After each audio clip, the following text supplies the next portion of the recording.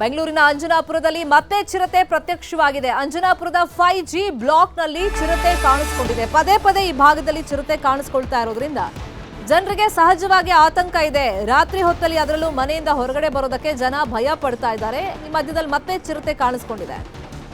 ರಾತ್ರಿ ಮನೆ ಗೇಟ್ ಒಳಗೆ, ಕಾಂಪೌಂಡ್ ಒಳಗೆ ಚಿರತೆ ಬಂದು ಹೋಗಿದೆ. ಚಿರತೆ ಬಂದಂತ ದೃಶ್ಯ ಸಿಸಿಟಿವಿಯಲ್ಲಿ ಕ್ಯಾಪ್ಚರ್ ಆಗಿದೆ. ಇಡೀ ಅಂಜನಾಪುರ ಹಾಗೂ ಸುತ್ತಲಿನ ಜನಕ್ಕೆ ಮತ್ತಷ್ಟು ಭಯ ಆಗಿದೆ. ಒಂದು ವಾರದಿಂದ ಬೋನಿಗೆ ಬೀಳ್ತಾ ಇಲ್ಲ ಈ ಚಿರತೆ. ಇನ್ನು ಮಧ್ಯರಾತ್ರಿ 12:35 ಸರಿಸುಮಾರು ಆ ಟೈಮ್ನಲ್ಲಿ ಚಿರತೆ ಪ್ರತ್ಯಕ್ಷವಾಗಿದೆ. ನಾಯಿ ಬೊಗಳಿದೆ. ಹಾಗಾಗಿ ಏನಾಯಿತು ಅಂತ ಹೇಳಿ ಹೊರಗಡೆ ಬಂದು ನೋಡಿದ್ದಾರೆ ಜನ. ಎಸ್ಪೆಷಲಿ ಆ ಮನೆಯವರು ಹೊರಗಡೆ ಬಂದು ನೋಡಿದಾಗ ಚಿರತೆ ಓಡಾಟದ ದೃಶ್ಯ ಅವ್ರ ಕಣ್ಣಿಗೂ ಬಿದ್ದಿದೆ. ಅದು ಸಿಸಿಟಿವಿಯಲ್ಲೂ ಕ್ಯಾಪ್ಚರ್ ಆಗಿದೆ. ಈ ಬಗ್ಗೆ ಮಾಲೀಕರು ಹೇಳಿಕೆಯನ್ನ ಕೊಟ್ಟಿದ್ದಾರೆ.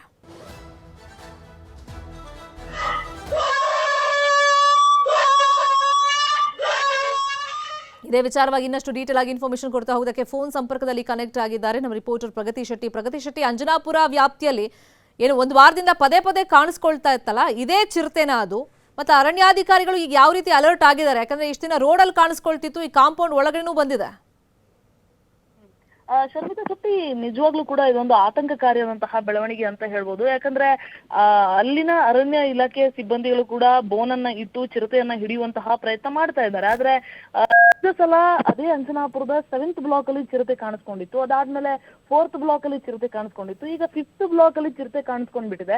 ಸೊ ದಿನಕ್ಕೊಂದು ಕಡೆಯಲ್ಲಿ ಚಿರತೆ ಕಾಣಿಸ್ಕೊಳ್ತಾ ಇರೋದ್ರಿಂದ ಅರಣ್ಯ ಇಲಾಖೆ ಸಿಬ್ಬಂದಿಗೂ ಕೂಡ ಎಲ್ ಬೋನ್ ಇಡೋದನ್ನೋದೇ ಒಂದು ರೀತಿಯಾಗಿ ತಲೆನೋವಾಗ್ಬಿಟ್ಟಿದೆ. ಜೊತೆಗೆ ಅಷ್ಟು ದೊಡ್ಡ BDA ಲೇಔಟ್ ಅಲ್ಲಿ ಕೇವಲ 2 ಬೋನನ್ನ ಇಟ್ಟಿರೋದ್ರಿಂದ ಬಹುಶಃ ಚಿರತೆ ಬೋನಿಗೆ ಬೀಳೋದಕ್ಕೆ ಸಾಧ್ಯ ಆಗ್ತಾ ಇಲ್ಲ. ಯಾಕಂದ್ರೆ ಅದು ಒಂದು ಕಡೆಯಿಂದ ಇನ್ನೊಂದು ಕಡೆಗೆ ಮೂವ್ ಆಗ್ತಾನೆ ಇರುತ್ತೆ. ಸೊ ಹಾಗಾಗಿ ಆಹಾರವನ್ನ ಹುಡುಕಿ ಬಂದಂತಹ ಸಂದರ್ಭದಲ್ಲಿ ಈ CCTV ವಿಜುವಲ್ಸ್ ಅಲ್ಲಿ ನೀವೇನ್ ಗಮನಿಸ್ತಾ ಇರ್ತೀರಾ, ಅವರ ಮನೆಯಲ್ಲಿ ಒಂದು ನಾಯಿ ಇರುತ್ತೆ.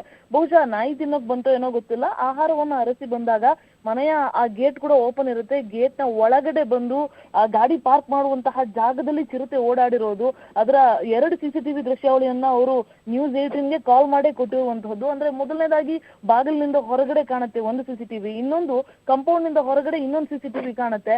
ಅದರಲ್ಲಿ ನಾಯಿಯನ್ನ ಕಂಡು, ಜೊತೆಗೆ ಅಲ್ಲಿರುವಂತಹ ಜನ ಕೂಗ್ತಾ ಇದ್ದದನ್ನ ಕಂಡು ಚಿರತೆ ಹೆದರ್ಕೊಂಡು ಓಡೋಗ್ಬಿಡುತ್ತೆ.